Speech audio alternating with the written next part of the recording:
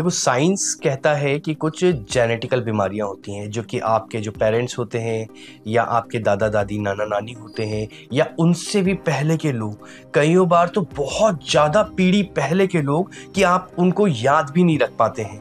अगर उनको जेनेटिकल कोई बीमारी है तो वो पीढ़ी दर पीढ़ी आगे बढ़ती जाएगी और आप तक पहुंचेगी। कई बार बीच में वो साइलेंट होती है, वो उभर कर नहीं आती है और आपकी पीढ़ी तक में वो उभर कर आ जाती है। साइंस इस चीज पर काम कर रहा है, इसको समझने की कोशिश कर रहा है, इसको ठीक करने की कोशिश कर रहा है। हमारे धर्मशास्त्रों में भी इस तरह की समस्या को कई साल पहले समझ लिया गया था। जैसे साइंस सिर्फ शारीरिक बदलाव या बीमारी के बारे में बात करता है, लेकिन हमारा धर्मशास्त्र इससे बढ़कर आपके जीवन में क्या परेशानियां होने वाली हैं या आपको क्या क्या अच्छी चीजें मिलने वाली हैं उन पे भी बात करता है। हमारे पूर्वजों ने जो कर्म करे हैं उसके फल हमको मिलते हैं। ये है पितृदोष। हम पितृदोष के बारे में बात कर रहे हैं। पितृदोष की जब भी बात आती है तो आपको लगता है कि हम कुंडली लेकर जाएं, किसी विद्वान को दिखाएं, वो कुंडली देखेगा और कुंडली देखकर बताएगा कि हमारी कुंडली पितृदोष वाली है या नहीं। हम सीधे सीधे हमारी कुंडली पर दोष डाल देते हैं कि ये हमारी कुंडली ही पितृदोष वाली है, लेकिन ऐसा नहीं है। जैसे कि हमें कोई बीमारी होती है और हम डायग्नोस करवाने कहीं जाते हैं और वो डायग्नोस की रिपोर्ट में हमको पता चलता है कि हमें क्या बीमारी है। वो बीमारी उस डायग्नोस रिपोर्ट में नहीं, हमारे शरीर में है। हमने सिर्फ वहां से उसको डायग्नोस करवाया है। वैसे ही जो पितृदोष है वो हम में है। कुंडली सिर्फ एक माध्यम है जानने का कि हमको पितृदोष है या नहीं।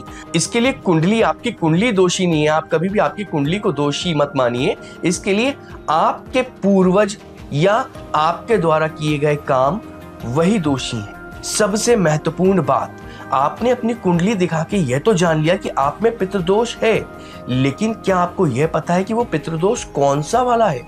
क्योंकि पितृदोष सिर्फ एक प्रकार के नहीं होते हैं, पितृदोष कई प्रकार के होते हैं। कई सारे ऐसे कर्म होते हैं जो कि आपके पूर्वजों ने करे होते हैं।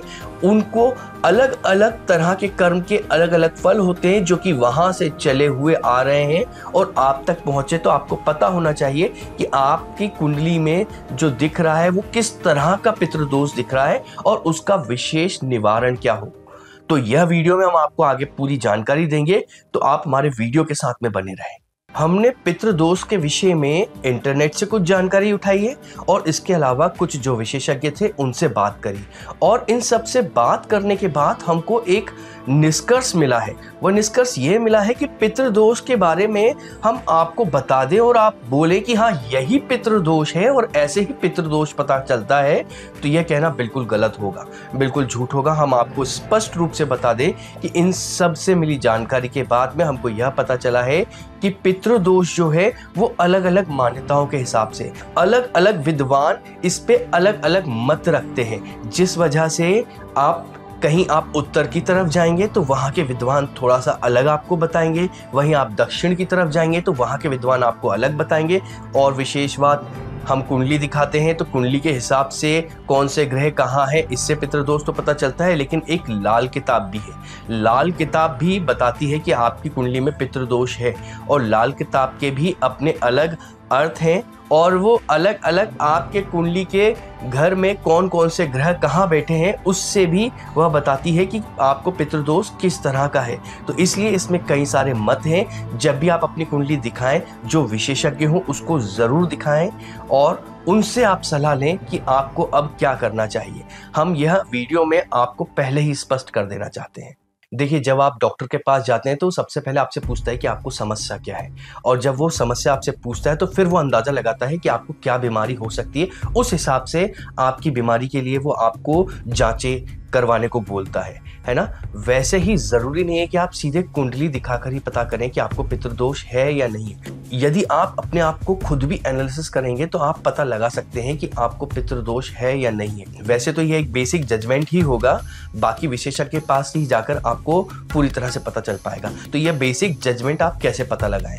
जैसे कि आपके जीवन में ना आपको लग रहा है कि कुछ भी अच्छा नहीं चल रहा है, आप थोड़ा सा उदास रहते हैं, आपको पूरी तरह से खुशी नहीं मिल पा रही है, आप अपने काम में बहुत मेहनत करते हैं लेकिन आपको वो फल नहीं मिल रहा है, आप हमेशा कुछ ना कुछ बीमारियों से परेशान रहते हैं, आपको व्यापार में हमेशा नुकसान होता रहता है, अगर आप शादी करना चाह रहे हैं, अगर आपकी शादी की उम्र है तो आपकी शादी जबरन में लेट हो रही है, कोई कारण आपको समझ में नहीं आ रहा है कि क्यों लेट हो रही है, लेकिन लेट होती जा रही है। अगर ये सारी चीज़ें भी आपके साथ में हो रही है ना, तो आप समझ सकते हैं कि शायद आपको पितृदोष हो।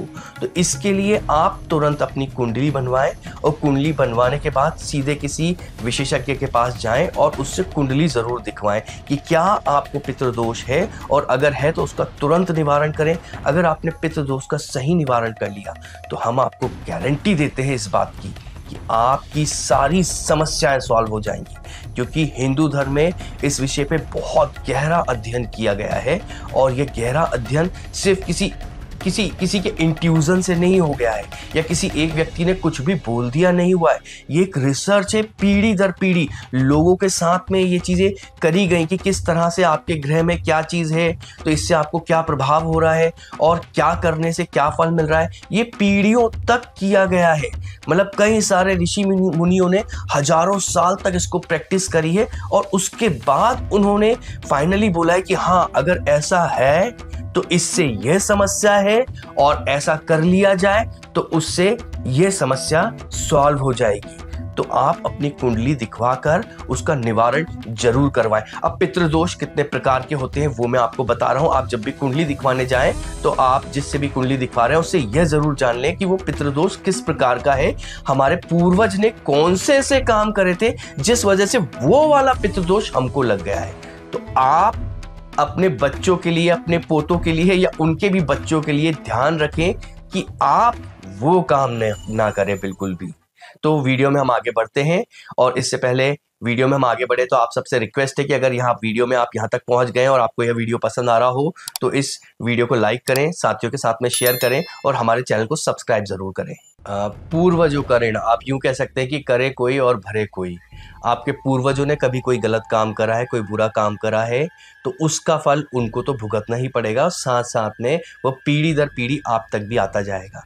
तो अगर आपके साथ में इस तरह का कोई पितृदोष जुड़ा हुआ है तो आप, अच्छा, ज़रूरी नहीं है कि सिर्फ आपको ही ये पितृदोष हो। अगर आपके जो खून के रिश्ते हैं उनमें से किसी की भी कुंडली में अगर यह पता चल रहा है कि उसको पितृदोष है, तो आप मान के चलिए कि आपके परिवार के जो आपका खून का रिश्ता है उन सभी को यह पितृदोष है, बस वो कुंडली में कभी किसी को दिखा है और किसी को नहीं दिखा है। तो आप मान के चलिए आपको भी पितृदोष है।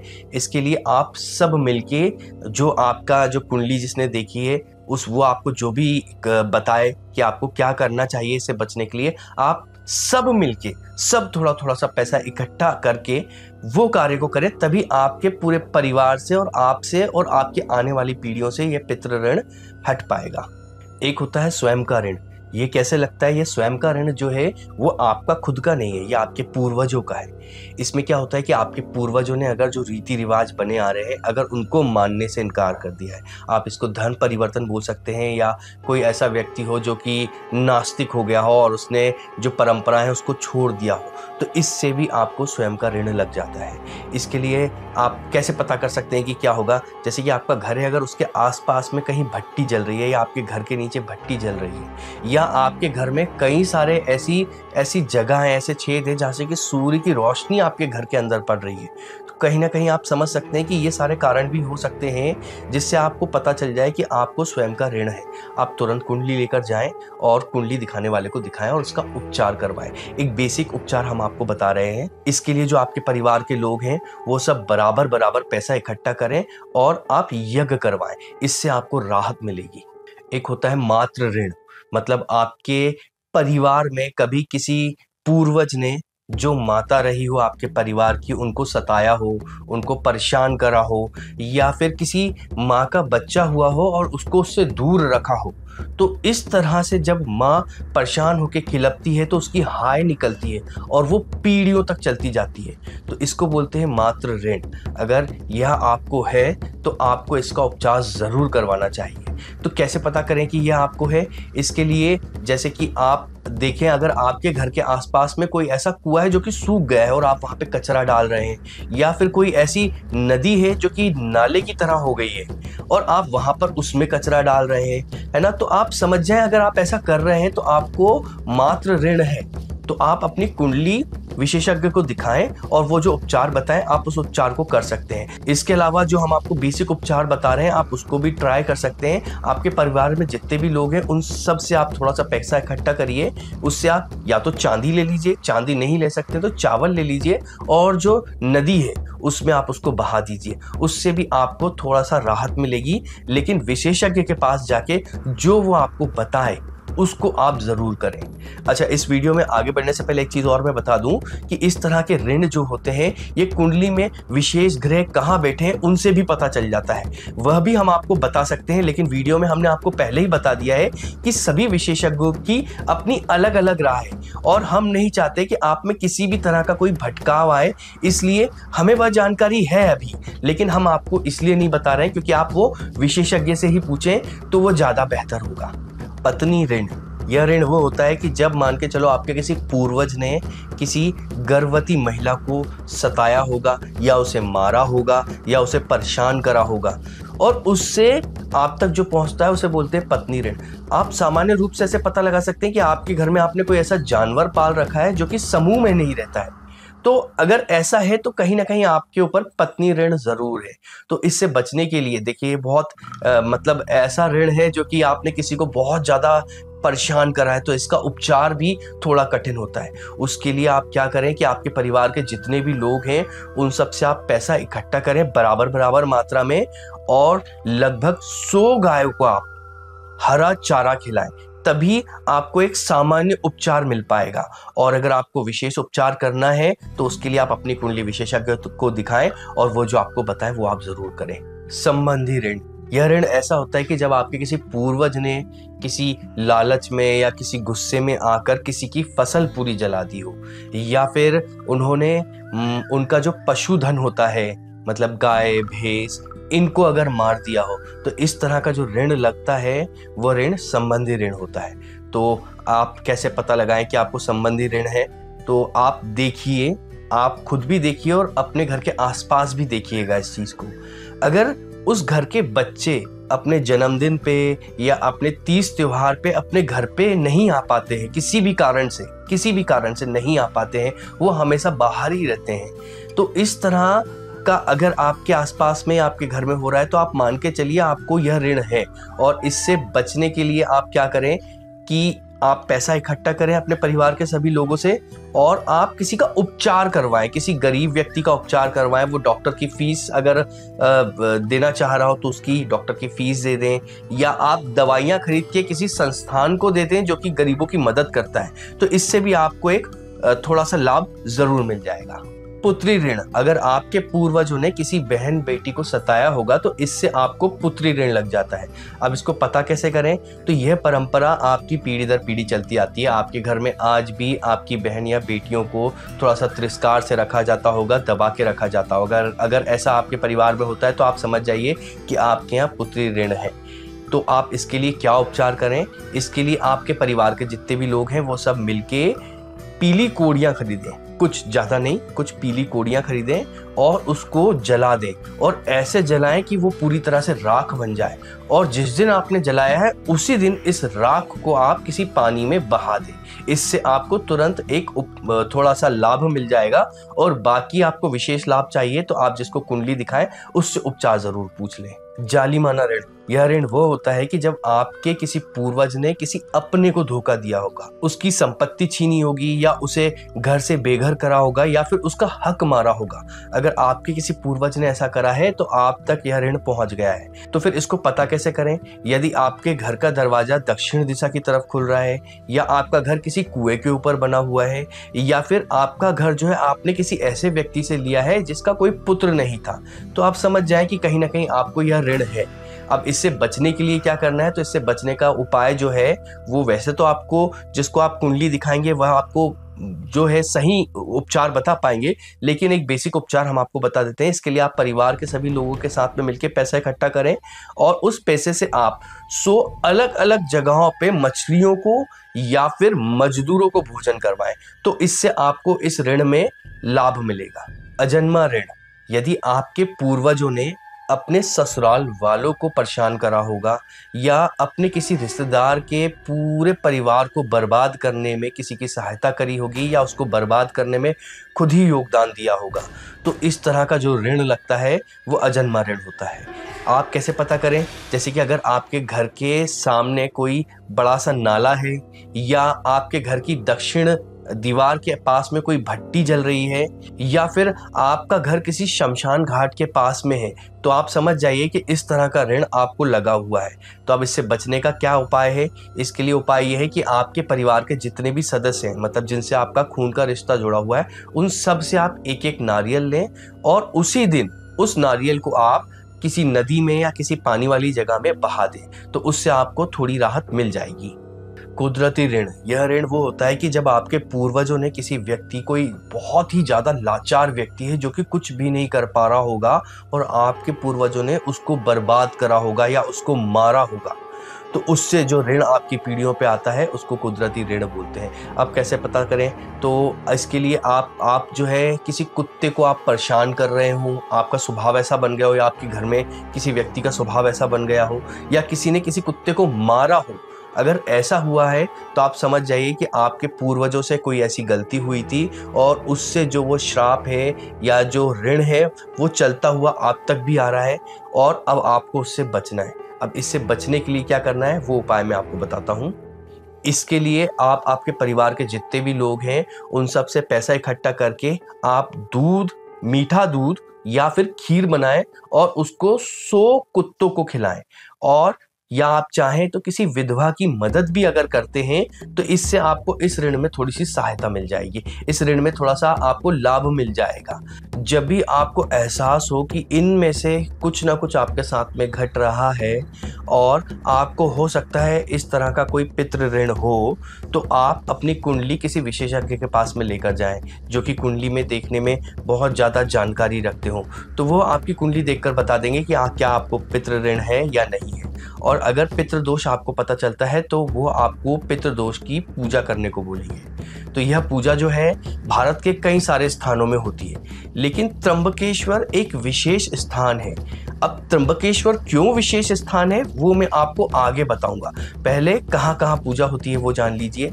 उज्जैन में आप चाहे तो पितृदोष की पूजा करवा सकते हैं, महाकाल की नगरी है। इसके अलावा भीमा शंकर में भी पितृदोष की पूजा होती है और नासिक भी इसके लिए बहुत ज़्यादा फेमस है। और जितने भी ज्योतिर्लिंग हैं वहाँ पर लगभग सभी जगह पर वहाँ के जो पंडित हैं आपको पितृदोष की पूजा करवा देंगे। और त्र्यंबकेश्वर भी उनमें से एक जगह है। लेकिन त्र्यंबकेश्वर हमने आपको बताया क्यों विशेष है, उसके पीछे कारण है एक दूसरी पूजा, वह है नारायण नागबली। ये भी एक तरह का दोष होता है जो कि किन्हीं कारणों से आपके पूर्वजों से होता हुआ आपको लगा होता है और इसकी पूजा सिर्फ त्र्यंबकेश्वर में होती है। और वहां पर बना शमशान घाट, उसके पास में एक जगह है, वहीं पर ही वहां के जो विशेष पंडित होते हैं वो नारायण नागबली की पूजा करवाते हैं। तो आपकी कुंडली में अगर पितृदोष है और साथ में नारायण नागबली दोष भी है तो आप जो है वो त्र्यंबकेश्वर में जाकर ही इसकी पूजा करवाएं। वैसे आपकी कुंडली में नारायण नागबली दोष हो या ना हो, हमारा ऐसा मानना है कि हर 2-3 साल में आपको एक बार नारायण नागबली की पूजा जरूर करवा लेनी चाहिए।